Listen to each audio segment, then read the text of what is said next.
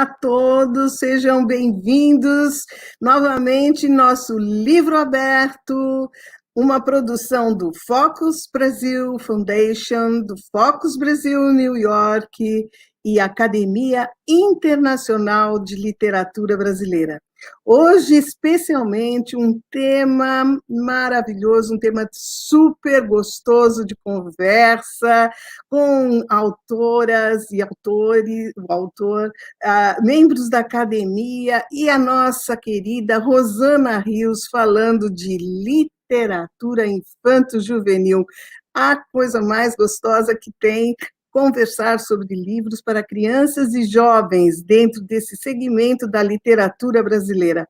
Eu vou iniciar o nosso programa chamando os nossos membros da academia que estão participando deste livro aberto. Em primeiro lugar, vou chamar a Inê Pena. Olá, Inê. O microfone. Boa noite a todos. Boa É uma noite, honra estar aqui Inê. hoje. Que bom estar aqui com Boa você. noite. A Inê Pena é escritora, historiadora, é brasileira, autora de mais de 70 títulos infantis e infanto-juvenis, participante e coordenadora de diversas antologias de contos e poemas, faz parte de diversas academias e agraciada com comendas com o título de doutora honoris causa em literatura pelo Centro Samaritano e embaixadora da paz pela OMDDH. Seja bem-vindo, Ainê. Muito obrigada por Muito estar obrigada. conosco. Ótimo.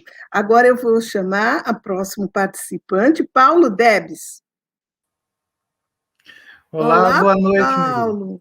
Miri. Oi, tudo bem? Muito honrado com esse convite, muito obrigado. Imagina, Paulo, é um prazer nosso você estar com a gente. Obrigado. Paulo Debs é escritor, ilustrador, cartunista e compositor. Em sua longa carreira, publicou mais de 65 livros com diferentes editoras, premiados em salões literários e de artes. É autor do livro Pequeno Peregrino, que foi traduzido para o inglês e para o afrikaner. Na busca de expandir os limites de sua criação, ele vai publicando os seus livros bilíngues, Fábulas para a Vida. Além de escrever e ilustrar suas histórias, promove workshops, contação de histórias e palestras para educadores. Muito obrigada por estar conosco, Paulo. Obrigado, Nereide. Ótimo. Agora eu vou chamar a nossa querida Graziela Hetzel. Olá, Graziela! Muito bem, muito obrigada por estar com a gente. Olá, Nereide, obrigada pelo convite. Muito contente de estar aqui com vocês. Eu sei, tá 2 horas da manhã aí na Itália, não é fácil, não. Você foi muito. Agradeço bastante a sua atenção em aceitar o nosso convite e enfrentar aí a madrugada, apesar que está uma madrugada quente, né, Graziela? Está quente, está quente. Se fosse fria que nem São Paulo, acho que você não ia participar Ia das ser mais complicado. Verdade.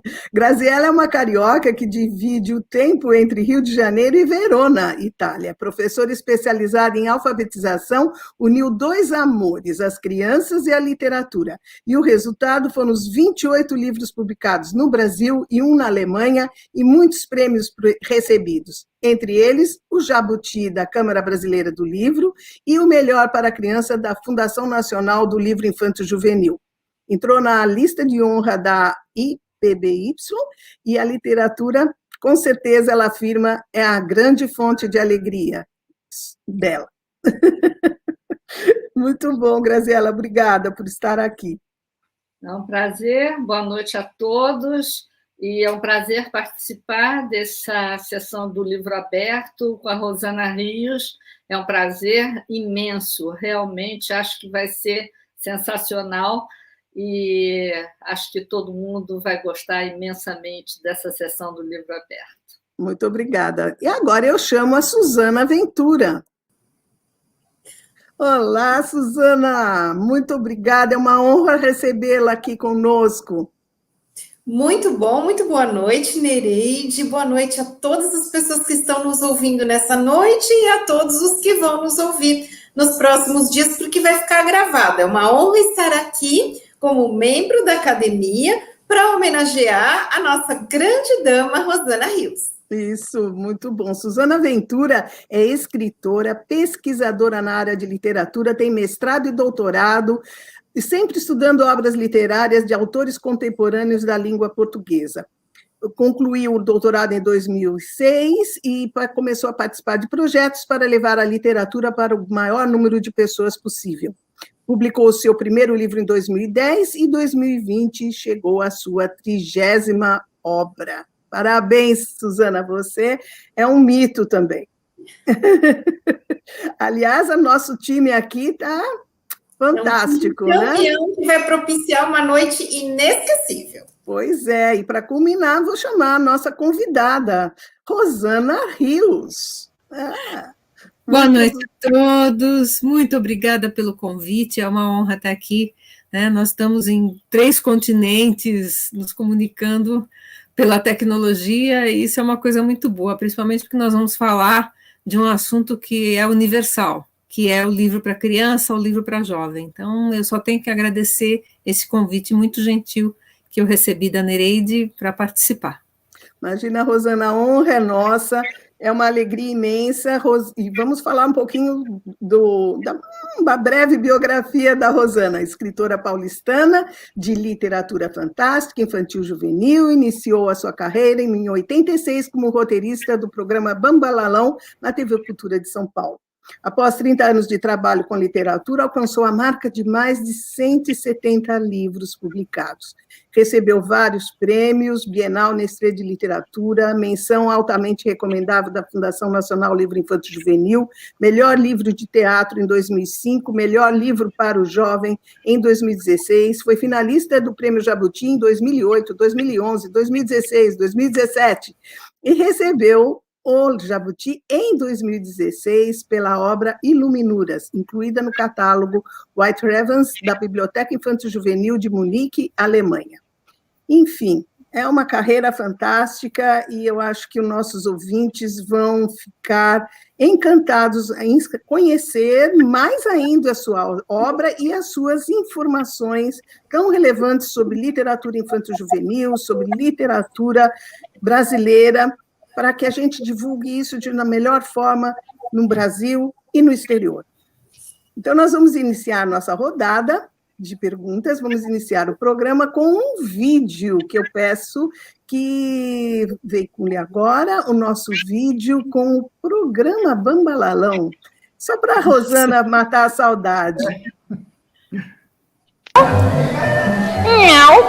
É o coral dos... O Coral dos Gatos Miantes, uma história da Rosana Rios. Essa é a história de um gato, Guto. Guto era um gato de apartamento. Ele não era desses gatos que costumam andar pelas ruas. Ele dava suas voltinhas, mas acontece que nunca se aventurava pelos becos escuros, nem em telhados por onde reinava a gataria vadia de rua. O Guto saía para passear, mas sempre comportado. Mas acontece que esse seu gênio calmo, tranquilo, começou a criar muitos problemas para o Guto.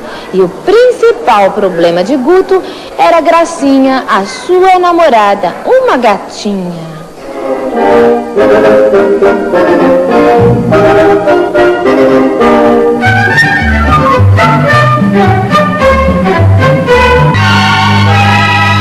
Sim, vai sair a maior guerra.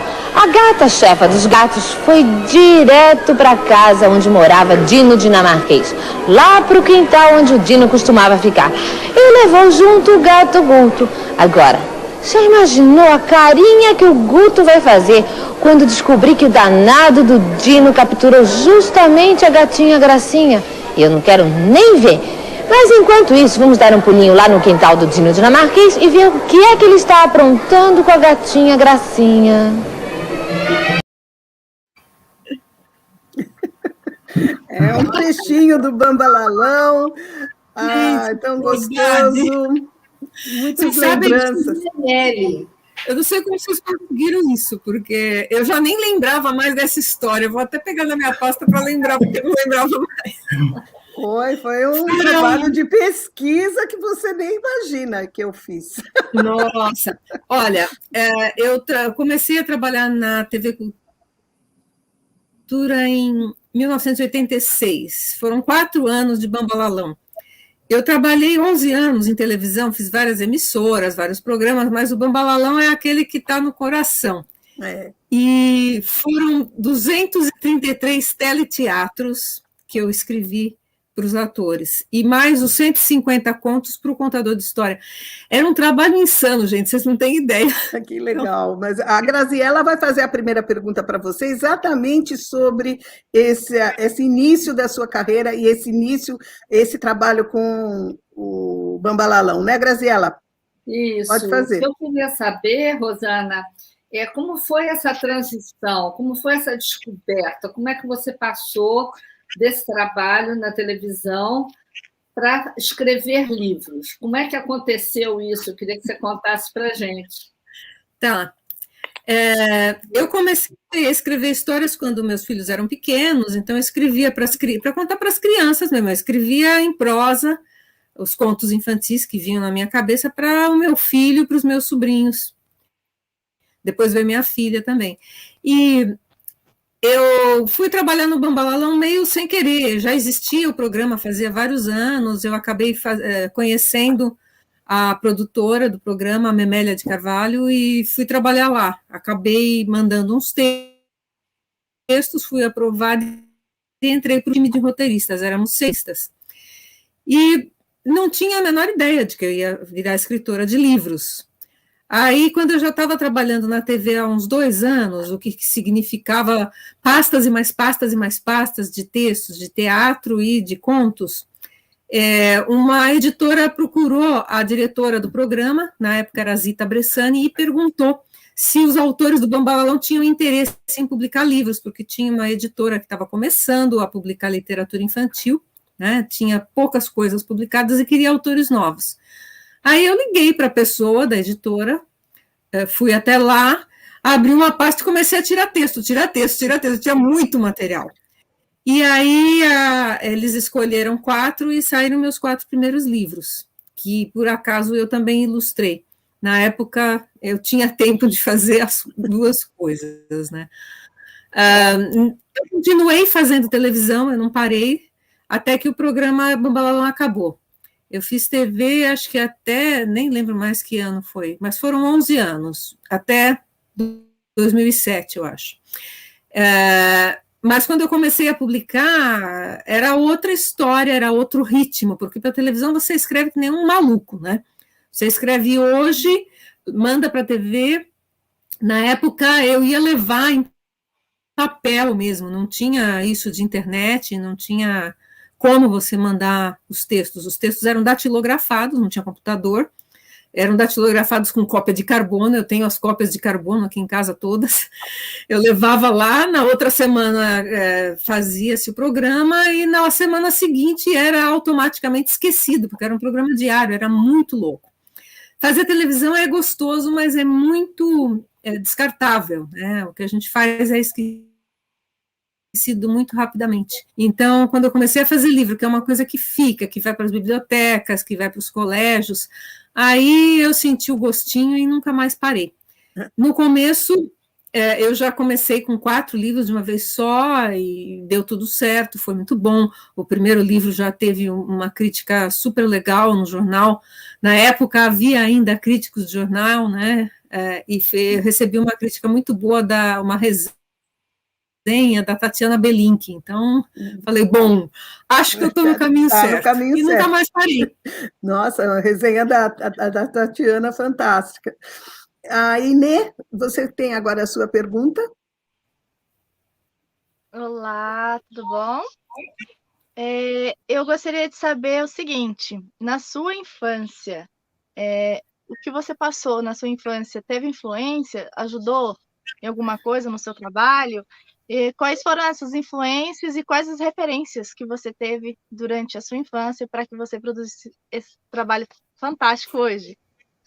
Tá. Minhas primeiras referências foram a minha mãe e a minha avó contando histórias.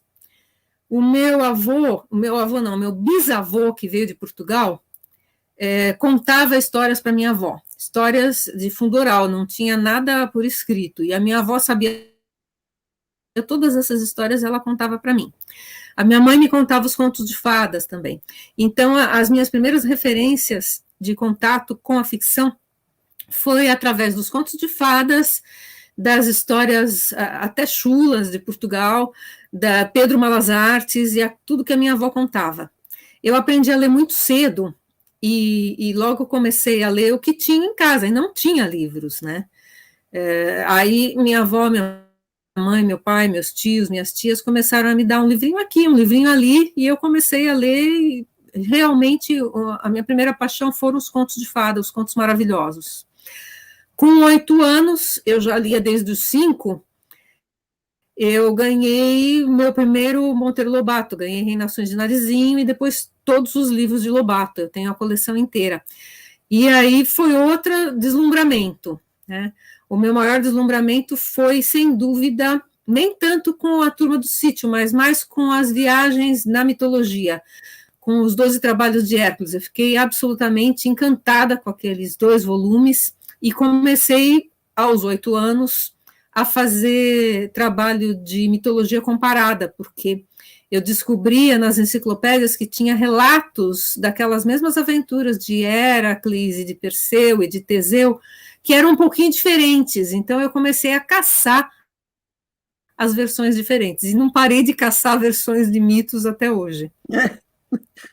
Fantástico.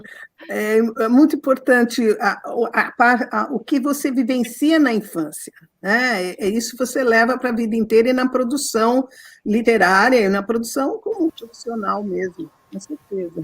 O problema é que eu iniciei na leitura, e aí eu tinha muito poucos livros, os livros eram caríssimos naquela época. Eu comecei a catar coisa para ler em casa. Teve uma época que eu não tinha nada para ler, eu peguei a Bíblia da minha mãe e li inteirinha, porque eu fiquei absolutamente viciada em livros. Quando as bibliotecas funcionavam bem, né? As bibliotecas municipais eram formas de você conseguir o livro para acessar fácil, né? Gratuitamente. Paulo, sua pergunta, agora é uma pergunta interessante. Vamos lá, Paulo. Oi, Rosana. Muito feliz de estar aqui essa noite contigo.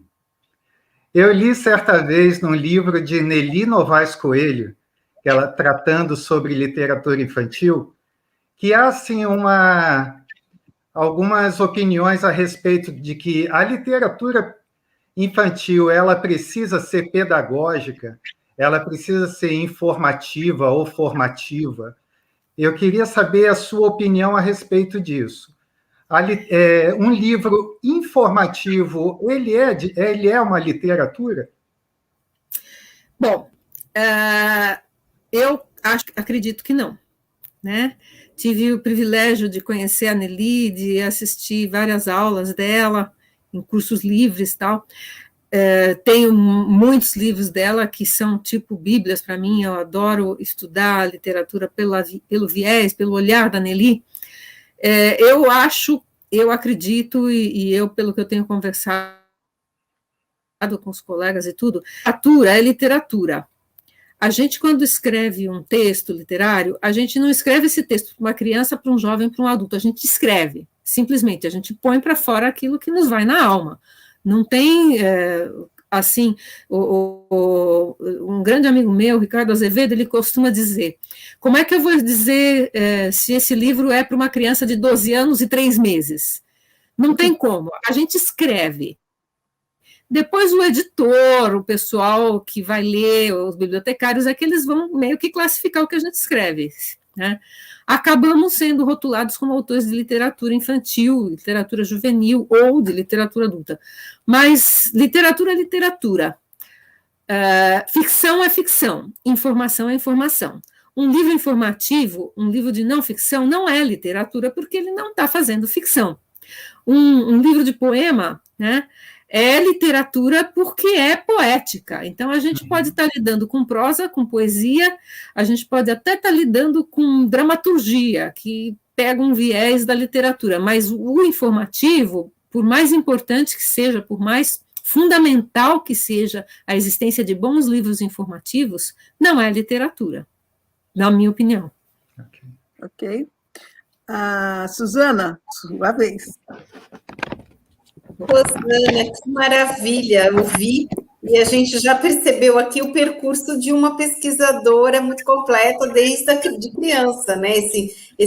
Essa busca e as versões. A minha questão dessa rodada é exatamente sobre esse ramo da tua produção que pede muita pesquisa. Estou me referindo a 2 livros em especial que eu gosto muito. O Iluminuras, que é o tipo de livro que, assim, você olha e fala assim, que incrível, se um dia eu escrever uma coisa como essa, eu vou ficar muito feliz. E A Filha do Alquimista, que está na mesma categoria. São livros que demandam muita pesquisa. Eu queria saber como você organiza essa etapa e depois, como é o momento do primeiro rascunho. Muitos dos nossos acadêmicos e das pessoas que estão nos escutando agora ficam assim, mobilizadas por essa. Quantos rascunhos uma grande autora faz? Como é o primeiro rascunho? Então, são as 2 coisas que eu queria saber: a organização para a pesquisa desses livros sofisticados e como é esse primeiro rascunho? Bom, sobre Iluminuras, especialmente, que é um livro muito querido para mim, foi o livro que me deu Jabuti, foi um livro que tem me dado sempre alegrias, muitas vendas, muitos prêmios. O melhor para o jovem ele ganhou da Fundação do Livro. E foi um livro diferente de todos os meus outros processos, porque foi um livro que eu concebi a cara dele, eu concebi o projeto dele, gráfico, como é que tinha que ser. Esse livro nasceu de uma visita que eu fiz ao Museu de Arte Sacra, aqui em São Paulo, que não tem, né, a cela de um monge, do Frei Galvão, e estar dentro da cela daquele monge disparou em mim todo um processo de criação de personagens, porque era como se eu tivesse entrado na cela daquele monge, e na época ela não tinha nada, ela não estava tratada. Hoje, a última vez que eu fui já estava com iluminação, com umas coisas bem mais modernas, mas na época era a cela do Frei nua e crua. E eu pensei, se eu entrar aqui e fechar a porta, eu estou viajando no tempo, eu estou no passado. De repente, algum estímulo me faz fazer uma viagem no tempo. E eu que sou louca por livros e por filmes e por seriados que trabalham com a viagem no tempo, né? Eu sou aquela fãzona de Doctor Who, assisti todos os episódios. Eu fiquei assim, com aquilo na cabeça. Então, eu comecei a rascunhar a história. Mas entre eu rascunhar um começo e meio e fim para aquela história, eu percebi que demandava uma pesquisa enorme, porque eu ia falar de Iluminuras, eu ia falar de mosteiros, eu ia falar de Brasil Colônia, eu ia falar de arte, né? Apesar de que a minha formação é Faculdade de Belas Artes de São Paulo, então a parte de arte foi mais tranquila. Mas demandava uma pesquisa enorme. Então, eu comecei a escrever e, paralelamente, eu ia fazendo as pesquisas. Foi um livro que me demandou muito, porque foram 2 anos de pesquisa e de rabisco. Depois de 2 anos que eu já estava com todo aquele corpo de pesquisa no computador, aí eu comecei a escrever mais efetivamente. Eu já tinha escrito muitas cenas esparsas, e aí eu fui juntando. Eu acho que o pessoal que está assistindo, né, às vezes espera que a gente dê alguma receita, como ser um autor de literatura infantil ou juvenil, né? No caso de Iluminuras, é um livro juvenil. A gente não tem muito instintiva, mas nós autores, pelo menos a maioria dos autores que eu conheço, não pode prescindir da pesquisa. Pesquisa para dar base para uma obra juvenil é fundamental. E é importantíssimo. Às vezes, para um capítulo de livro que tem, sei lá, 4 laudas, eu li 5, 6 livros de outros autores que aprofundaram-se no assunto que eu estou abordando, né? Para me dar o quê? Para me dar alicerce, para me dar base. Então, pesquisa é uma fase muito importante do meu trabalho, quando eu trabalho com o público, mais o público juvenil, né? Principalmente porque os livros mexem muito com história, com mitos, com contos populares, com folclore e com outros assuntos. Às vezes a gente pesquisa as coisas mais absurdas possíveis, porque a gente precisa ter um personagem que vai fazer uma coisa absurda, que vai entrar em um ambiente, e a gente precisa conhecer aquele ambiente. Então, eu demoro bastante com a pesquisa, tá? Normalmente, quase é o tempo de escrever o livro, é o tempo que eu estou demorando na pesquisa. A Filha do Alquimista foi mais complicado, porque eu estava pesquisando vários assuntos. Eu estava pesquisando sobre alquimia, eu estava pesquisando sobre a Inquisição, porque o meu personagem principal, um dos protagonistas, ele é perseguido pela Inquisição na Espanha, né, em Toledo, e aí, por felicidade, eu tinha ido a Toledo, eu fiz um pouquinho da pesquisa em loco, mas a maior parte foi nos livros mesmo. Eu cheguei a ler transcrições de julgamentos da Inquisição para eu poder escrever sobre um momento em que o meu personagem é julgado pela Inquisição de Toledo. Então, essa parte da escrita eu considero fascinante, principalmente quando lida com história, porque a gente mergulha mesmo, né? Mas o gostoso mesmo é quando você já está com a pesquisa te embasando e você mergulha na história e você vai traçar a trajetória dos personagens. Eu acho que, às vezes, o personagem é que me leva, mais do que eu levo o personagem. É verdade. Muito bom, obrigada. Graziela, falando de prêmios, vamos lá, sua pergunta. Rosana, você que ganhou tantos prêmios, eu queria saber de você qual é a importância que você vê na crítica literária e nas premiações. Como é que isso impacta na tua produção? O que isso mexe com você? Bom, é uma etapa posterior, tá? Quando eu comecei na minha carreira, e o meu primeiro livro foi resenhado no jornal, não lembro se era Jornal da Tarde ou Folha de São Paulo, pela Tatiana Belin, que aquilo para mim foi assim, meu Deus, como assim? Como pode? Né? Foi um impulso forte para mim. Quando eu ganhei, o primeiro prêmio importante que eu ganhei foi o Cidade de Belo Horizonte, com uma peça de teatro.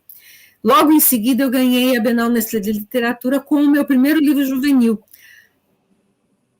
E eu tive... saiu muita matéria no jornal. Na época, existia bastante crítica literária para literatura infantil e literatura juvenil. E eu recebi uma resenha, uma crítica maravilhosa do Edmir Perrotti, que eu guardo assim, eu recortei com muito carinho. E o crítico literário, quando ele encontra algumas coisas no teu livro, de repente ele te impulsiona para frente. Para mim aconteceu isso.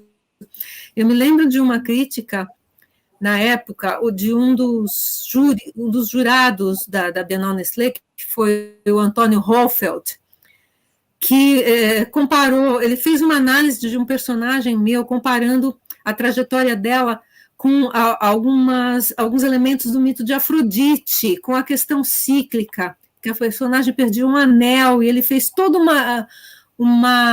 ele traçou toda uma ilação ali sobre o porquê da minha personagem ter aquele comportamento mítico, e eu fiquei de queixo caído, porque eu não tinha pensado nada disso. É claro que a gente sabe que tudo que a gente lê, tudo que a gente experimenta, tudo que a gente lê, não necessariamente lê em palavras, mas as leituras visuais, as leituras de vida, as pessoas que a gente conhece, os filmes que a gente assiste, tudo isso que é leitura também, fica no subconsciente e a gente acaba utilizando de uma maneira, às vezes, inconsciente, subconsciente. Então, eu acho importantíssima a existência da crítica especializada.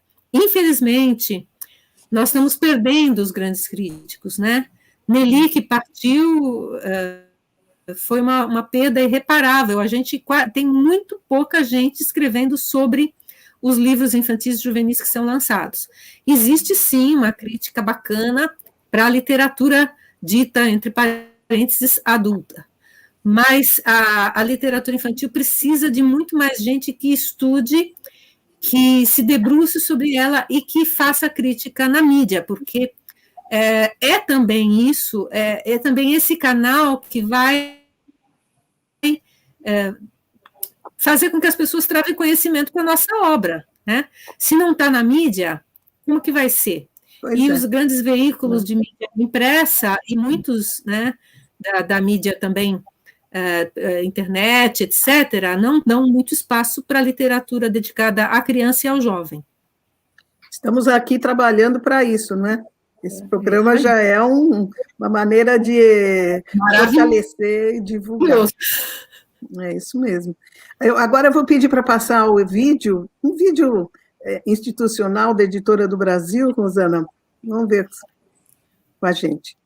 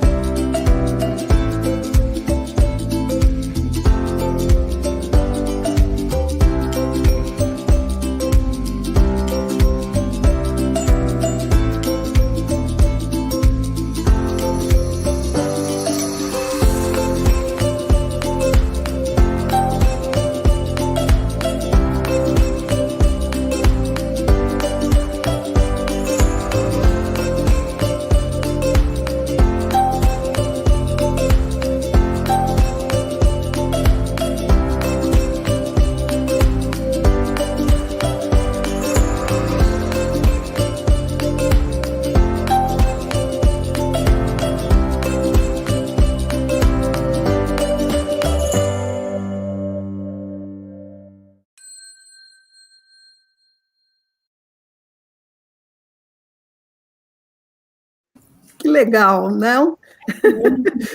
Nossa, maravilhoso, não tinha visto esse vídeo. Aliás, você coincidentemente, o que nós mostramos do Bambalalão falava de gatinhos. Agora, gatinhos e cãezinhos, novamente. Eu sei que você tem um gatinho aí perto de você.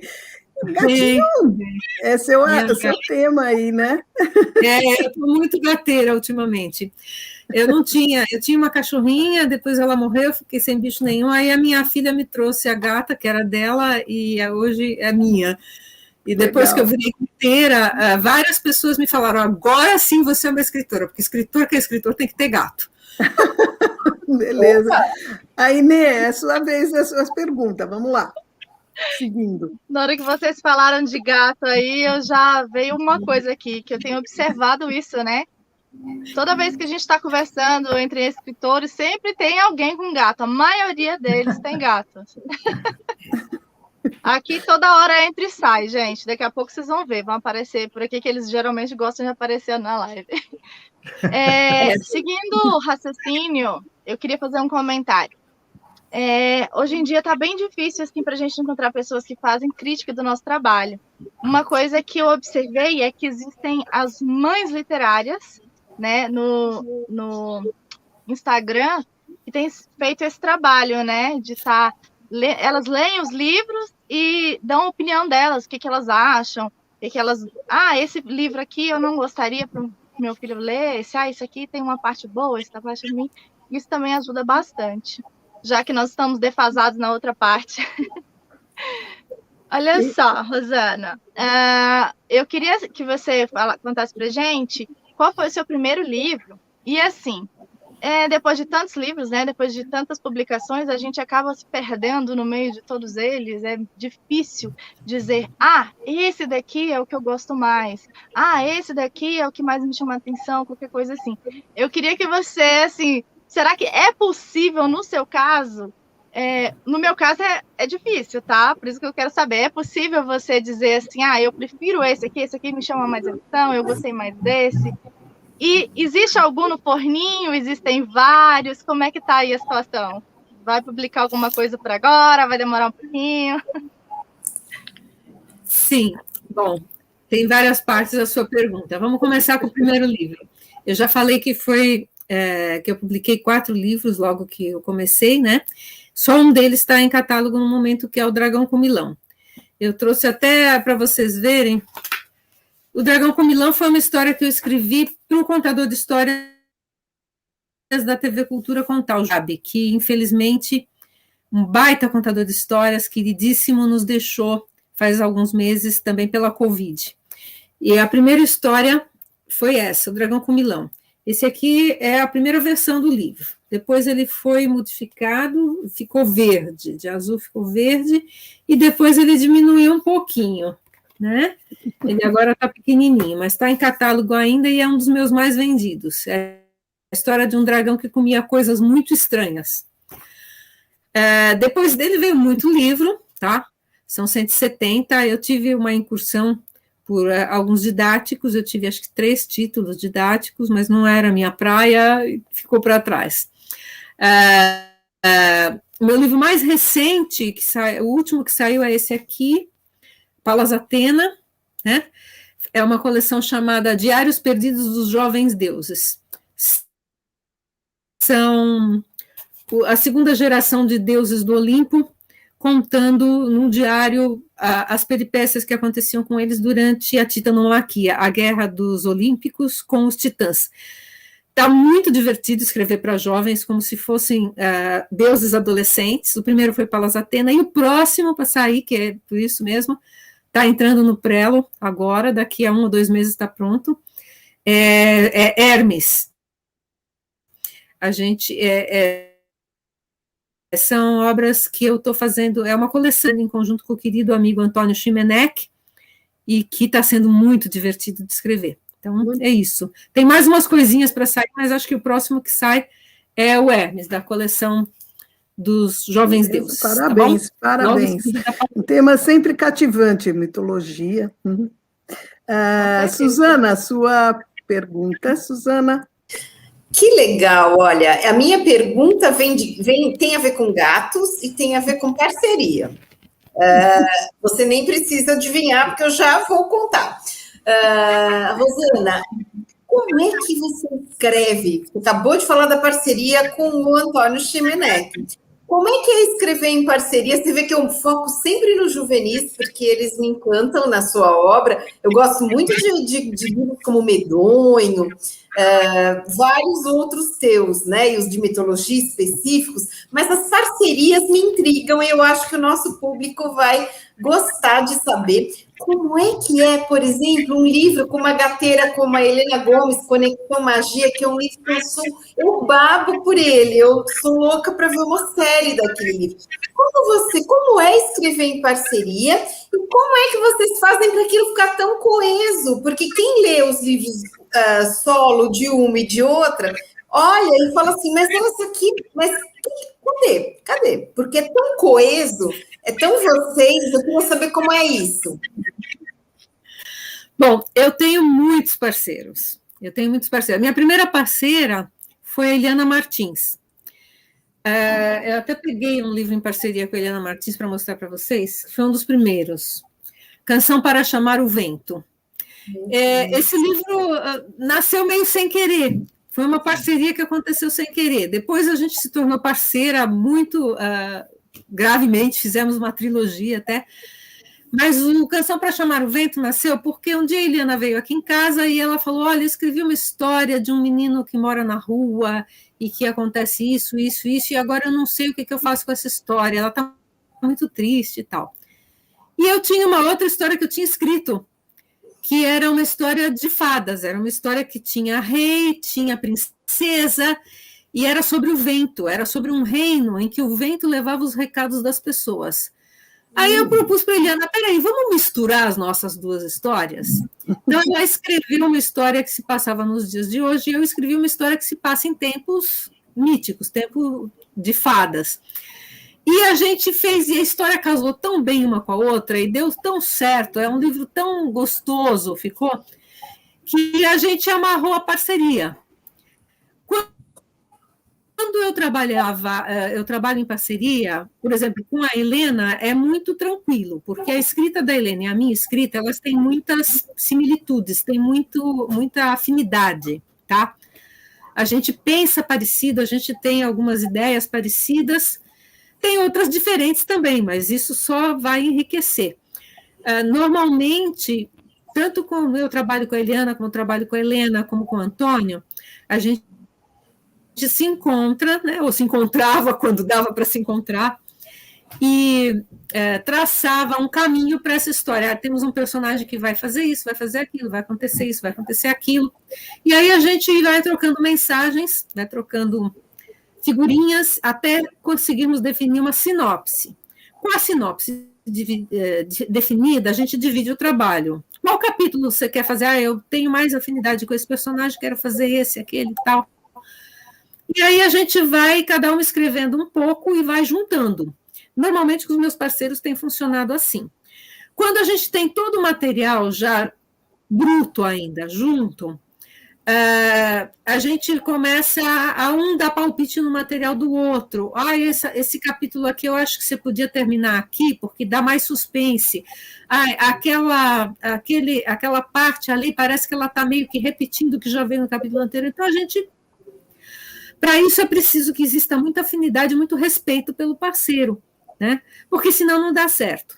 Mas uma coisa que eu aprendi, a gente começa com um capítulo, o parceiro vai com outro capítulo. Quando a gente chega no terceiro capítulo, um parceiro já está escrevendo do jeito do outro. A gente meio que como é que eu vou te dizer? A gente influencia a escrita um do outro de tal forma que quando você lê o livro, você não consegue dizer, isso foi fulano, isso foi cicrano. Por coincidência, hoje, eu estou terminando um projeto novo que nós somos 5 parceiros. É um projeto que a gente tinha algum tempo atrás, né? Um parceiro começou, jogou para o outro continuou, jogou para o outro, continuou, mas ficou faltando o final. E aí nós resolvemos que, como é uma história de suspense e terror, é uma história bem assustadora, a gente resolveu que quando chegasse num certo ponto, cada um dos autores ia escrever um final diferente. E a gente está finalizando isso agora, está muito divertido, porque os finais são totalmente diferentes, mas a parte anterior, onde os nossos textos estão misturados, não dá para saber quem escreveu o quê. Eu reli e eu falava, eu não sei o que foi que eu escrevi, o que foi que o outro. E são 4 parceiros maravilhosos, né? Eu sou a única menina da turma, eu sou a única luluzinha dessa turma. Quem chutou a primeira bola foi o Léo Cunha, depois Rogério Andrade Barbosa, Luiz Antônio Aguiar, Pedro Bandeira e eu. Então, é uma parceria assim, muito louca, e o livro está divertidíssimo, quer dizer, está assustador, porque é um livro de terror, né? É uma coisa tipo Lovecraft. Uau! Quando você lê a parte do livro que a gente foi um chutando para o outro, você não consegue saber quem escreveu o quê, a não ser que você tenha muita familiaridade com a literatura de cada um. Incrível, muito legal. Olha, adorei. Adorei também. Obrigada. Paulo, sua pergunta. Rosana, está muito bom esse bate-papo, hein? Você já falou de como você pesquisa tanto para elaborar um livro infantil, e eu vejo a excelência que você coloca na nossa literatura. Você teve alguma dica, ou gostaria de ter tido alguma dica no início da sua carreira? Alguém te mostrou o caminho das pedras? E eu também te pergunto, qual dica você deixaria para quem gostaria de, pelo menos, iniciar a escrever para crianças ou jovens?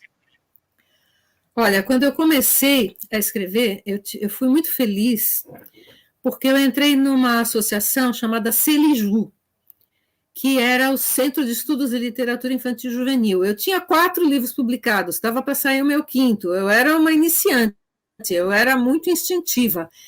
E várias pessoas que faziam parte do Celiju eram pessoas maravilhosas, eu aprendi muitíssimo com elas. Uma delas eu já citei, que foi a Nelly Novaes Coelho, ela era presidente do Celiju.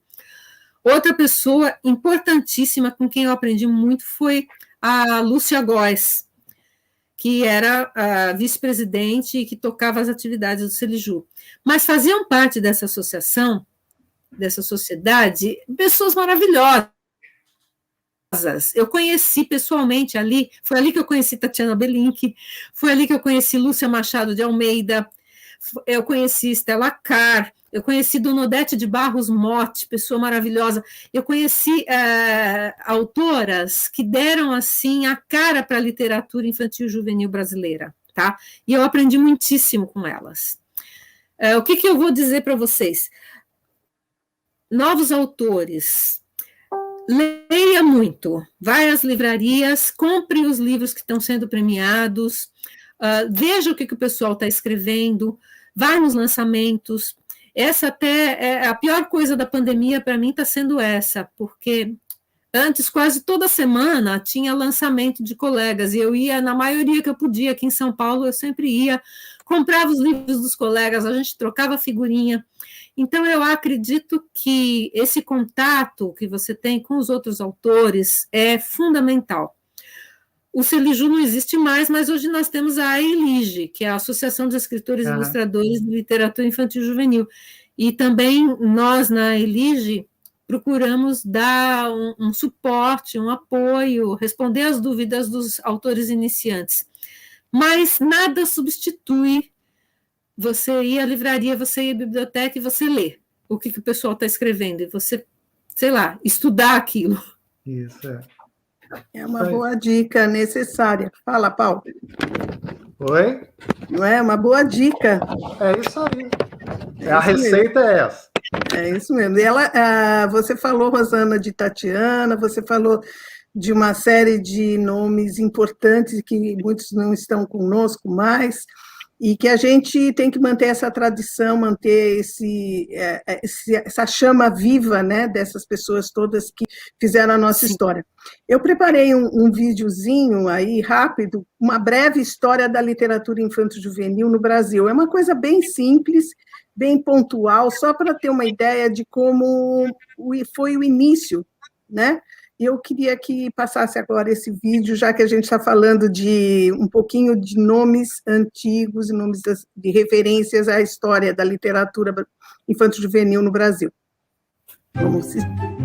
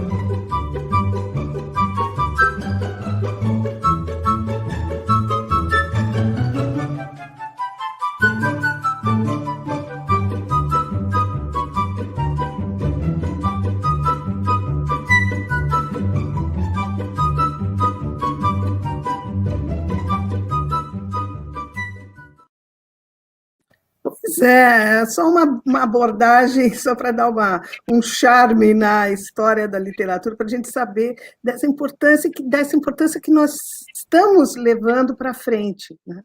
É isso aí, Rosana. Vamos seguindo nós já estamos chegando na parte final do programa, passou rápido.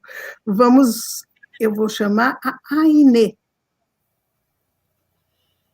Gente, que delícia esse vídeo. Nossa, volta no tempo, dá uma saudade. Rosana, eu sei que, assim, gatês você fala, né? Olha. E eu fiquei sabendo que você é uma tradutora respeitada. Eu tô com 2 aqui agora. Conta pra gente um pouquinho sobre essa parte da tradução, das versões. Na verdade, gente, a gente fala tradução, mas tem a tradução e a versão, né? Fala um pouquinho pra gente sobre essa parte de outras línguas. Bom, inglês é a minha segunda língua desde sempre, né? E logo no começo da minha carreira, eu já tinha várias obras publicadas, mas algumas editoras começaram a me pedir, você traduz isso, traduz aquilo, então eu comecei a traduzir alguns infantis para algumas editoras, tal, mas assim, modestamente, até que eu fiz algumas traduções para um livro juvenil de Edgar Allan Poe, e aquilo já foi uma coisa um pouquinho mais complicada, e depois eu fiz uns trabalhos de tradução também junto com uma tradutora excelente, que é a Marta Argel. A gente publicou 2 obras pela editora DCL, Contos de Horror e Contos de Suspense, onde a gente pegou obras de horror e de suspense de língua inglesa e fizemos tradução comentada, que é muito gostoso de fazer, né? Mas, para mim, eu já tinha várias coisas traduzidas, sem dar muita atenção a isso, até que eu fui convidada para fazer uma nova tradução da Beatrix Potter, da história do Pedro Coelho. E para mim foi uma coisa extraordinária, porque eu já tinha, né? Eu tinha o original da Beatrix Potter, que eu comprei em Londres, que eu sou apaixonada pela obra da Beatrix, e quando o editor chegou aqui em casa e me pediu para traduzir aquilo, para mim foi um prêmio, foi uma delícia, porque eu pude fazer aquela tradução em que a gente mantém, além de você manter o respeito pelo trabalho do tradutor, pelo trabalho do autor original, você tenta aproximar a criança, você tenta fazer um livro que seja gostoso da criança ler. E tem dado super certo. Aí depois eu tive o convite extraordinário, que até agora eu não acreditei, de traduzir Tolkien, alguma parte da obra infantil de Tolkien para criança, né? E esse aqui foi o primeiro que eu fiz, Roverandom, que é a tradução do Roverandom. Já é uma tradução mais complicada, mais longa, e traduzir Tolkien é de enlouquecer qualquer um, né? Porque o cara era pirado na batatinha, era um gênio, e a gente traduzir um gênio é uma responsabilidade muito grande. Então, eu tenho sido muito feliz com as traduções. Teve outras coisas que eu traduzi também que foram muito gostosas. Eu traduzi um conto sobre gatos, da Amy Winnie Jones, muito legal, que está num livro chamado Firebirds, e outras coisas gostosas de traduzir. Ultimamente eu tenho sido convocada também para fazer versão do português para o inglês, para algumas obras, né, e tem sido um novo desafio. Para mim, é um trabalho que eu faço assim, de lado, não é o meu trabalho principal, trabalhar com tradução ou versão, mas é um trabalho que me ajuda, porque me obriga também a estudar um pouquinho mais, a trabalhar um pouquinho, né, na questão linguística, na questão da língua, que é fascinante. Então, eu tenho sido chamada para fazer traduções muito, muito legais e que estão me dando muitas alegrias. Maravilha. Você vive da literatura, não é isso, Rosana? Sim, eu vivo de direito autoral.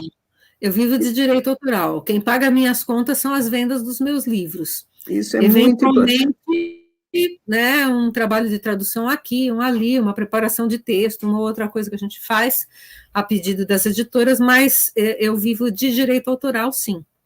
Isso é muito importante para os nossos ouvintes, né, para nossos escritores iniciantes perceberem como tem que investir na carreira, tem que acreditar em si mesmo, acreditar na sua obra, estudar bastante, pesquisar bastante, e aí a gente consegue chegar a esse nível de independência, né, que você tem Paulo, sua pergunta. Rosana, você falou agora que você vive da literatura. É uma abençoada, porque nós sabemos como está o nosso mercado editorial. Tem muitas lojas fechando, reduzindo seus estoques e ainda agravado pela pandemia. Então, está um mercado bem complicado. E ainda lutamos com o exterior, que muitas editoras optam em publicar um livro de fora, abrindo mão de um escritor da nossa terra.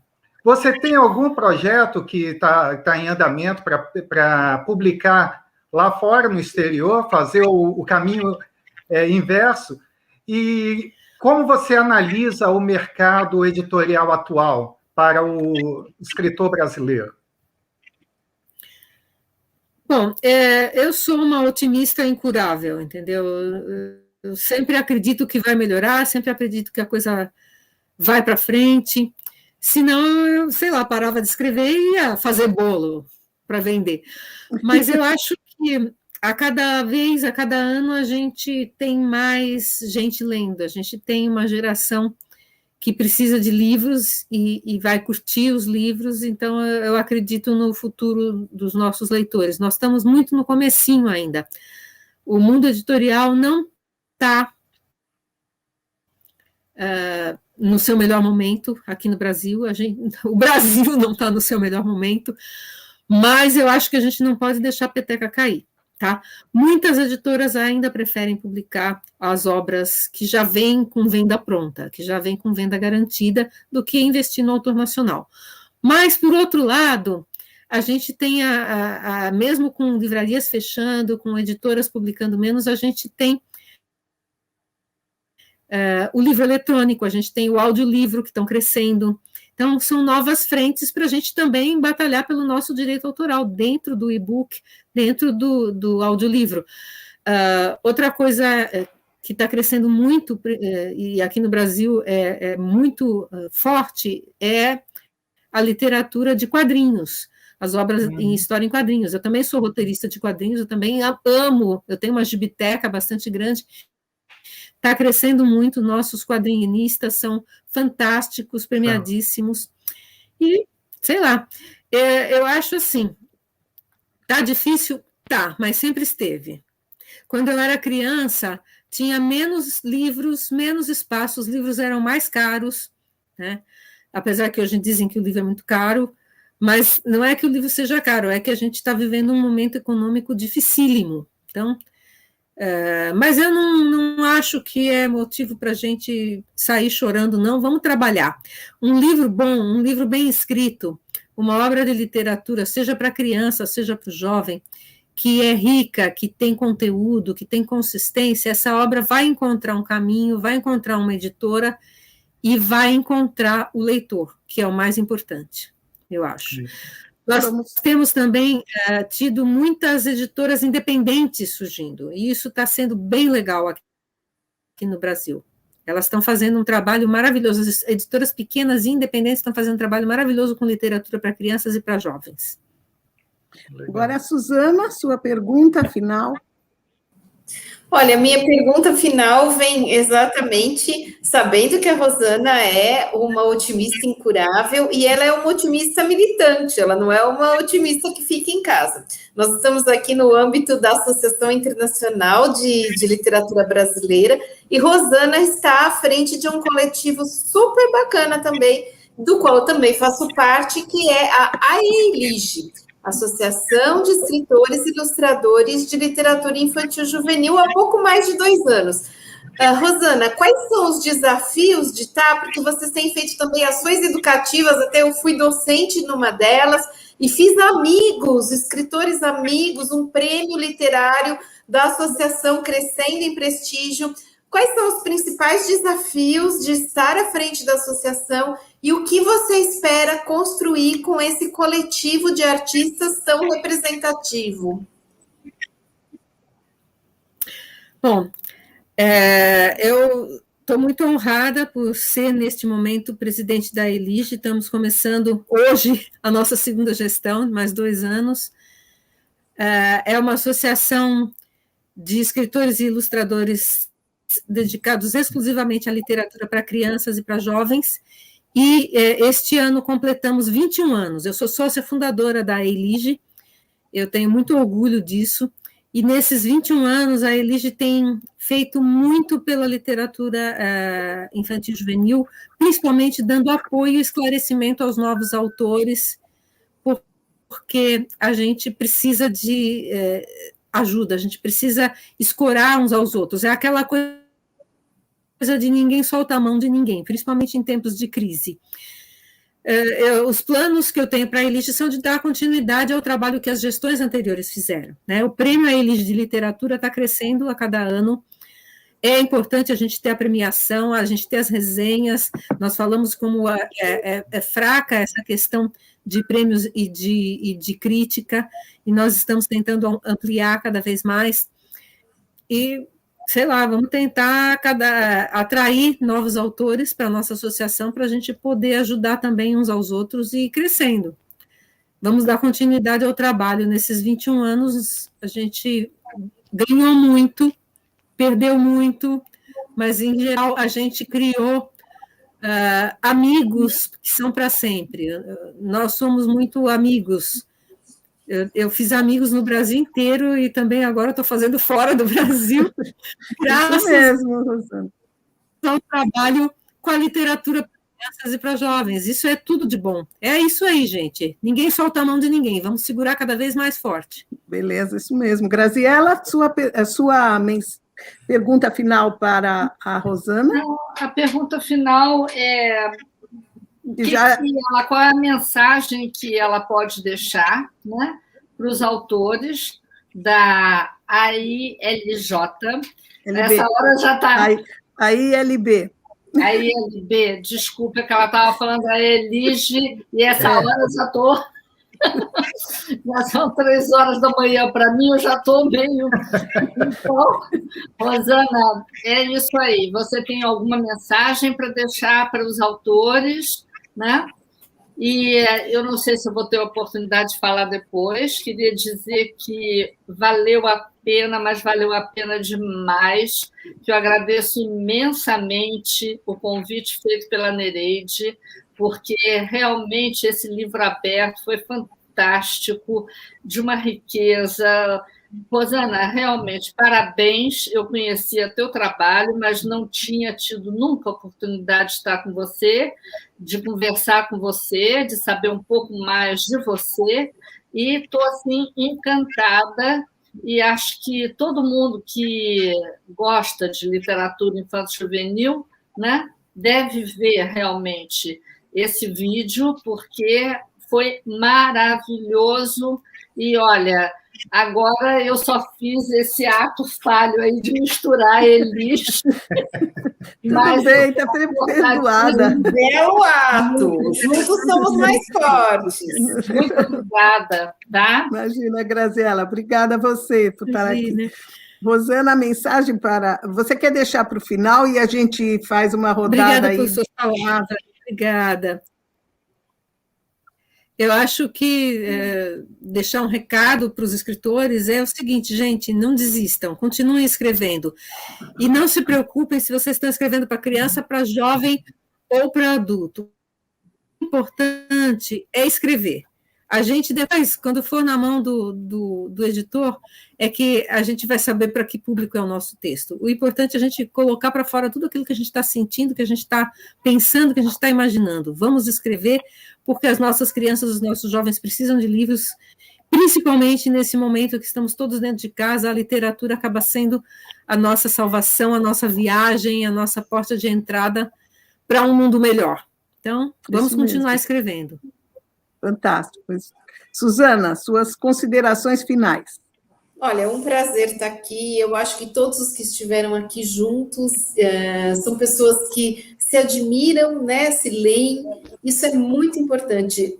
Quando a gente se junta, quando a artista se junta, dá coisa muito boa. Então, venham para a Academia Internacional de Literatura Brasileira, curtir as coisas que estão sendo feitas, acompanhem as coisas da Elige. Muita gente se perguntou antes do início da pandemia, né? Ai, para que serve um artista? Serve para isso, né? Para criar mundos, para criar sonhos e para tornar a nossa vida melhor. Foi muito bom ter essa noite com vocês. A Rosana foi uma pessoa muito generosa quando eu começava a minha carreira. Eu sou uma escritora tardia que começa a carreira literária a partir de ter sido professora. Rosana foi das pessoas mais generosas de me ensinar coisas do tipo: você tem um texto assim, vai, conversa com não sei quem, ou tenha um livro assim, não sei aonde, é bom para você fazer assim. Então, nunca se furtou a dar o caminho das pedras.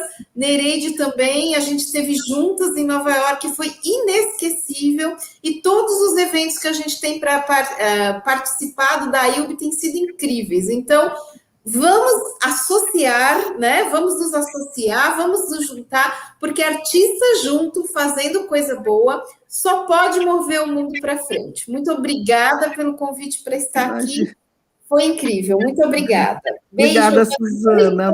Companheiros. Emocionante suas palavras. A Inê, vamos encerrando. A Inê, suas considerações finais. Vamos. Eu queria agradecer primeiro, né, a Nereide, por eu poder estar aqui conversando com vocês. E como a Suzana falou, né, é maravilhoso estar aqui no meio de pessoas que se admiram, né? A gente acaba se reconhecendo nesse bate-papo todo. E muito obrigada pela nossa convidada por estar aqui hoje, Rosana Rios. Muito bom bater papo com você, mesmo que não seja pessoalmente, né? E espero que logo a gente consiga estar em algum evento juntas. Eu não conheço ninguém aqui pessoalmente, mas espero poder estar conhecendo vocês pessoalmente logo, que a gente possa fazer muita coisa legal juntos ainda. Muito obrigada pela participação. Obrigada, Inê. Também. Obrigada. Paulo, suas considerações finais. Nereide, obrigado por essa noite tão maravilhosa na presença de vocês e muito especialmente na presença da Rosana. Já li a respeito de que o mestre, ele caminhava no caminho e ia à frente e os discípulos atrás. E a glória para o discípulo era chegar em casa e bater das suas vestes a poeira que o mestre deixava. Hoje, Rosana, você deixou uma poeira muito boa em mim, que eu pretendo guardar e aprender muito com ela. E, Rosana, continue a edificar castelos, porque uma vez eu li o seguinte: quem escreve um livro constrói um castelo, e quem lê mora nele. Então, Rosana, quanto que Deus te der fôlego de vida, continue construindo seus castelos. Muito obrigada. Rosana, quer ainda suas palavras finais mesmo, assim, para a gente se despedir. Gente, nós somos artesãos da palavra, a gente mexe com isso, a gente trabalha com isso, né? É um privilégio poder trabalhar com livros. Então, eu só tenho mesmo que agradecer a bondade de vocês por me convidarem e por dizerem coisas tão bonitas sobre mim, sobre o meu trabalho. É uma honra para mim. Obrigada por tudo. Eu agradeço imensamente a presença de vocês todos. Foi maravilhoso. Literatura infanto-juvenil sempre muito forte, muito unida e realizando coisas importantes. No próximo livro aberto, daqui 2 semanas, nós vamos falar sobre ilustrações, a importância da imagem no livro. E teremos 2 convidados, mas isso é surpresa, depois vocês vão ficar sabendo. Para finalizar, eu quero que cada um de vocês se une. Um grande abraço, que estejamos juntos sempre. Um beijo grande a todos. Muito obrigada pela audiência, muito obrigada por estarem conosco. Livro aberto sempre para vocês. Um beijo. Obrigada. Beijo. Tchau, tchau.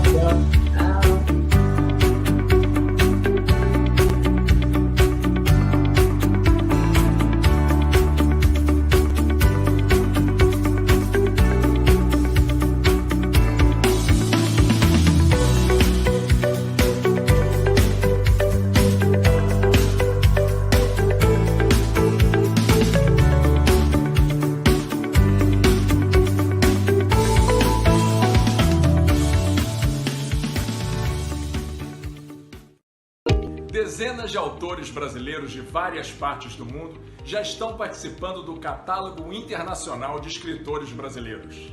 O catálogo é um documento que vai marcar a presença de quem está produzindo literatura brasileira para o mundo, em todos os gêneros e estilos. Na publicação você poderá ter 1, 2 ou até 4 páginas para expor a sua biografia, fotos e as capas dos seus livros. Faça como dezenas de escritores que já garantiram seus lugares. É só se inscrever no endereço que aparece em sua tela e escolha a sua opção.